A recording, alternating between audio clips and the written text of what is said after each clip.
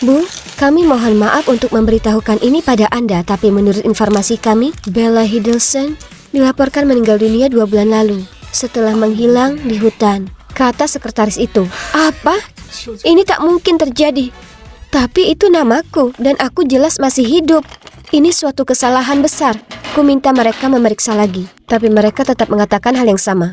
Apa aku sudah menghilang terlalu lama sampai-sampai keluargaku benar-benar mengira aku sudah mati? Kecelakaan itu cukup aneh, jadi aku merasa bingung. Maksudku, memangnya apa yang kulakukan jauh-jauh di hutan Kamboja? Aku berusaha keras mengingat, tapi aku tak bisa ingat apapun. Untung, beberapa penduduk desa setempat menemukanku di lubang jebakan dan membantuku pulih. Kalau tidak, aku pasti mati.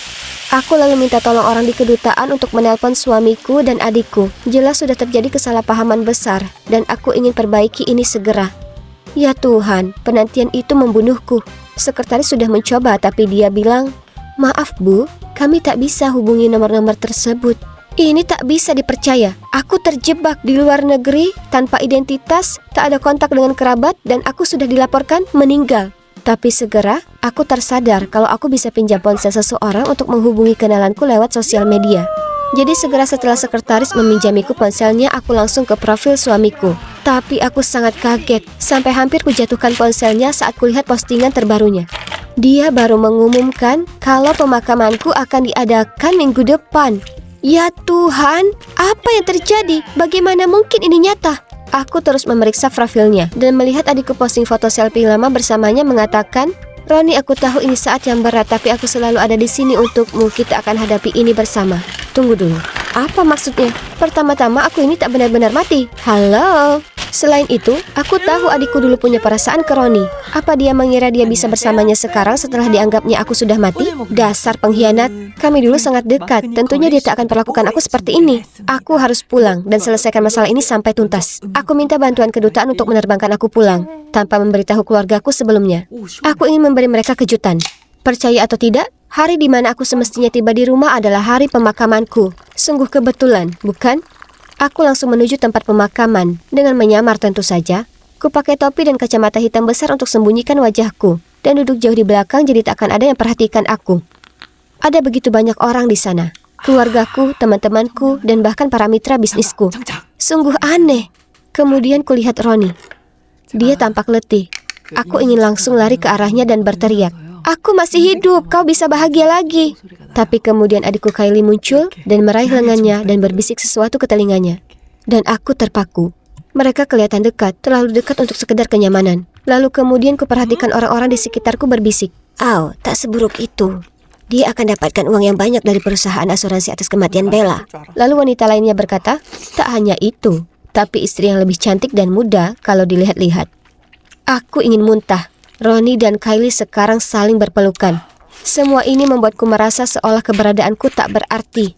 Tak seorang pun di sini peduli tentangku. Aku tak tahan melihat adik dan suamiku lebih lama lagi. Aku berlari ke jalan dan terus berjalan sampai aku tak sanggup lagi. Kemudian kutemukan sebuah motel untuk menetap. Keesokan paginya, aku menyelinap pulang setelah suamiku berangkat kerja. Aku perlu mengambil beberapa barangku dan sejumlah uang. Rasanya aneh ada di rumah. Semuanya terlihat sama. Tapi kuperhatikan tak ada lagi barangku yang berserakan. Kemudian aku melihatnya. Satu kotak besar di pojokan. Aku lari untuk membukanya, dan di dalamnya ada semua barangku. Aku gemetaran saat kuambil foto perkawinan yang biasanya ada di meja samping tempat tidur kami.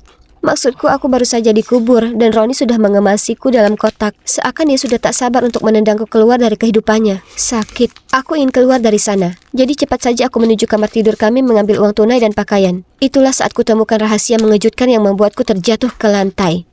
Saat ku keluarkan pakaianku dari lemari, secari kertas aneh terjatuh. Dan coba tebak, kalimat pertama yang menarik perhatianku yaitu rencana kematian Bella. Sketsa itu menunjukkan jalan setapak ke air terjun dan bukti rekayasa di sana-sini. Ya Tuhan, ini rupanya. Aku tahu air terjun itu.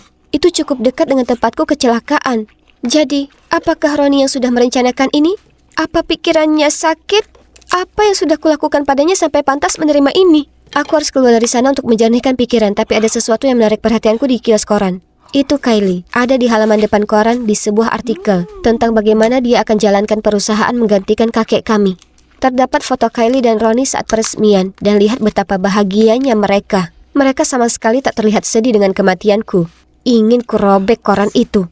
Tapi tunggu, kenapa kakek serahkan posisinya? Kakek tak pernah menyebut soal itu. Beliau cinta pekerjaannya. Ini kedengarannya tak benar. Jadi cepat-cepat aku naik taksi menuju kediamannya untuk cari tahu apa yang terjadi. Sesampainya di sana, aku sangat terkejut. Hatiku hancur melihatnya dipasangkan alat medis. Ternyata setelah dengar berita kematianku, beliau mendapat serangan jantung. Saat melihatku berdiri di pintu, beliau sangat terkejut sampai hampir terjatuh dari ranjangnya. Kami berpelukan dan menangis. Lalu kukatakan padanya semuanya adalah kesalahan besar. Wah, aku sangat lega bertemu dengannya. Aku bisa lihat kakek lelah, jadi ku biarkan dia istirahat lalu akan menjenguknya lagi. Kemudian saat menuju keluar, aku bicara pada asistennya Cody. Aku perlu bantuan. Apa kau bisa bantu aku siapkan kasus melawan Ronnie? Tapi tiba-tiba aku dengar langkah kaki datang ke arahku. Bella? Apa itu kau? Aku berpaling dan itu adalah Ronnie. Aku bahkan tak sempat berpikir jernih saat dia bergegas masuk dan memelukku erat. Ku bisa rasakan air mata menetes di pipinya dan dia terlihat sungguh terkejut melihatku. Tapi aku merasa jijik. Aku mendorongnya menjauh dan berkata, "Pergilah dariku." Tapi seolah dia tak mendengarku. Dia hanya berkata, "Ini merupakan bulan-bulan paling buruk dalam hidupku. Aku hampir tak bisa tidur atau makan. Aku tak percaya kau benar-benar masih hidup."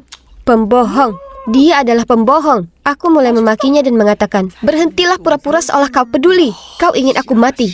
Tunggu saja sampai ini terkuak. Kau akan hidup di balik jeruji besi seumur hidupmu." Kemudian ku keluarkan sketsa dari dalam tasku dan melemparkan ke arahnya. Ronnie bersumpah dia tak pernah lihat itu sebelumnya. Tapi aku tak percaya. Jika bukan miliknya, kenapa dia berusaha bilang kalau itu milikku atau semacamnya? Hah, lucu sekali. Tiba-tiba Cody menyela perdebatan kami dan berkata, "Tolong tenanglah. Sebenarnya, kurasa yang paling terlihat bertingkah aneh akhir-akhir ini adalah Kylie." Kemudian Cody bercerita ke kami kalau menurut keinginan kakek kami, warisannya akan dibagi rata antara aku dan Kylie. Tapi, akulah yang berwenang atas perusahaan. Kylie tahu soal ini dan bertengkar hebat dengan kakek kami. Dan tak lama setelah kecelakaanku, kesehatan kakek menurun. Bukannya membiarkan kakek berduka atas kematianku, Kylie malah memaksanya menyerahkan usaha jadi atas namanya, supaya dia bisa mengurus semuanya. Kemudian Ronnie berkata, "Bella, Kylie yang merencanakan perjalanan kita, lalu kau tiba-tiba menghilang. Aku mencarimu di Kamboja berminggu-minggu, tapi Kylie membujukku agar pulang karena kakekmu juga sakit keras." Kemudian polisi membatalkan kasusnya, dan Kylie terus menyuruhku mendaftarkan surat kematianmu. Aku tak seharusnya dengarkan dia, aku menyesal. Berhenti menyalahkan orang lain atas masalahmu. Aku menghardik Ronnie, tapi dalam hati, aku merasa sesak. Kenapa saudaraku lakukan ini? Kemudian aku mendengar suara Kylie, dan untuk buktikan semuanya, Ronnie menyuruhku dan Cody untuk bersembunyi. Kemudian Ronnie mendatanginya dan berkata, "Kylie, tentang kematian Bella." Sebelum Ronnie bisa selesaikan kalimatnya, dia tersenyum lebar padanya dan letakkan lengan di bahunya. "Nah, sekarang setelah pemakamannya selesai, tak ada yang menghalangi kita untuk bersama. Ya kan?" Ronnie senyum terpaksa. Lalu Kylie tertawa dan berkata, "Ayolah, jangan sedih. Kakakku yang iri itu tak layak mendapatkanmu. Kau tahu, sebenarnya ini rencananya untuk menguji kesetiaanmu. Tapi dia rasakan sendiri akibatnya." Di saat itu kepalaku mulai terasa sakit dan tiba-tiba beberapa ingatan lamaku kembali muncul. Sketsa itu milikku. Akulah yang membuatnya. Semua berawal ketika Kylie memberitahuku kalau Ronnie mengkhianatiku dan aku mempercayainya, lalu ku ikuti sarannya memalsukan kepergianku untuk menguji cintanya kepadaku. Bagaimana bisa aku begitu bodoh?